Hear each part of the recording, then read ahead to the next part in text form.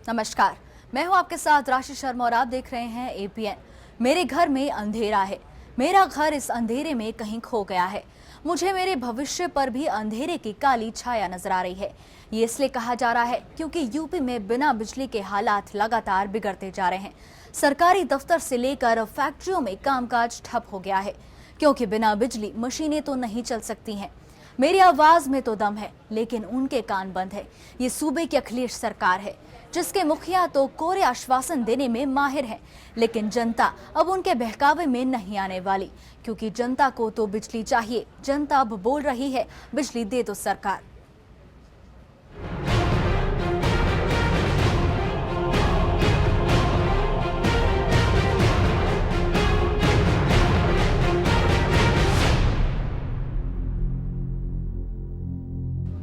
Monsoon की बेरुखी ने माथे पर चिंता की लकीरें खींचती हैं, तो बिना बिजली के लोगों का जीना मुहाल है।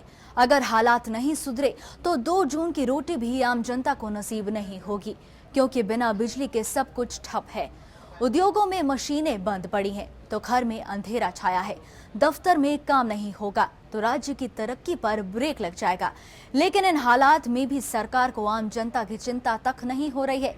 हालात लगातार बिगड़ते जा रहे हैं और जनता में सरकार के खिलाफ भारी गुस्सा है।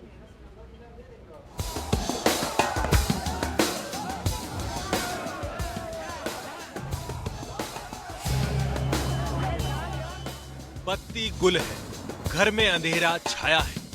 तपती गर्मी में लोगों का हाल बेहाल है। माथे से पसीना टपक रहा है और पंखा हिलने का नाम तक नहीं ले रहा है, क्योंकि बिजली जो चली गई।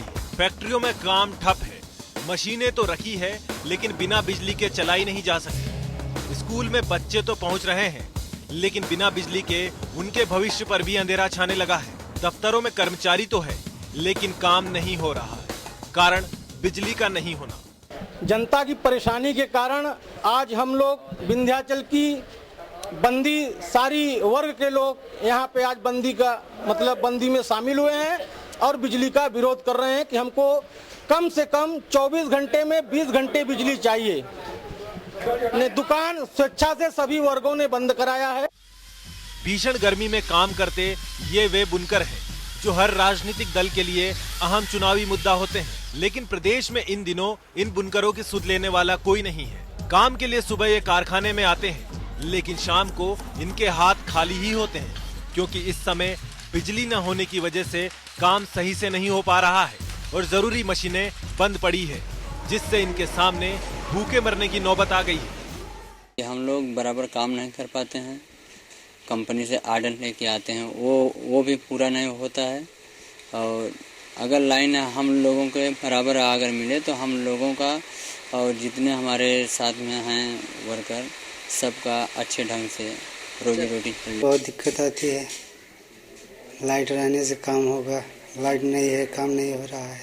किस तरह लाइट रह गया तो काम होगा, इससे पैसा भी बढ़ेगा, मजदूरी भी बढ़ेगी। तो लाइट नहीं है तो ये दिक्कत ही है।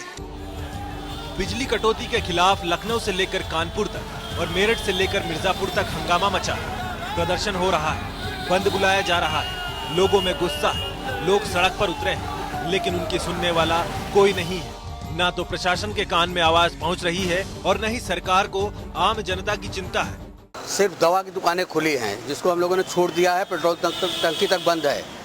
मिर्जापुर बिजली बंदी से लोग यहाँ का उद्योग धंधा चौपट हो रहा है।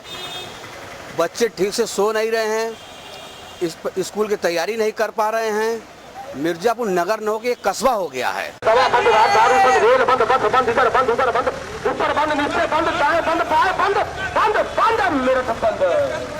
बिजली कटौती की वजह से छोटे कारोबारियों के धंधे पर भी असर पड़ रहा है। मेरठ में बिजली कटौती के विरोध में व्यापारियों ने बंद बुलाया है। हम कल डीएम कार्यालय पे बिजली की कटौती के संबंध में वार्ता करने गए थे। वहाँ एसपी सिटी ने दुर्व्यवहार किया और जो बिजली के अधिकारी बड़े आए हुए थे उनसे वार्ता भी नहीं हो पाई और वहाँ से हम लोगों को मीटिंग से बाहर आना पड़ा। एसपी सिटी ने दुर्व्यवहार किया है, उसका हम ट्रांसफर की मांग करते हैं। उसे निश्चित रूप से 1 हफ्ते के अंदर अंदर यहाँ से हटाना पड़ेगा। बिना बिजली के लोगों का हाल बेहाल है। जिस जनता ने सूबे में अखिलेश की सरकार बनाई, वो अब खुद को छला हुआ महसूस कर रही है। नेताओं से गुहार लगा रही है कि बिजली दे दो सरकार, लेकिन जनता की आवाज सरकार तक नहीं पहुंच पा रही है और नेता से लेकर मंत्री सभी ऐसी कमरे में बैठकर सत्ता की मलाई खा रहे हैं। उन्हें आम जनता की तकलीफों से क्या लेना देना। लेकिन ये जनता है साहब, ताज दिलाती है तो तख्त से उतार भी देती है।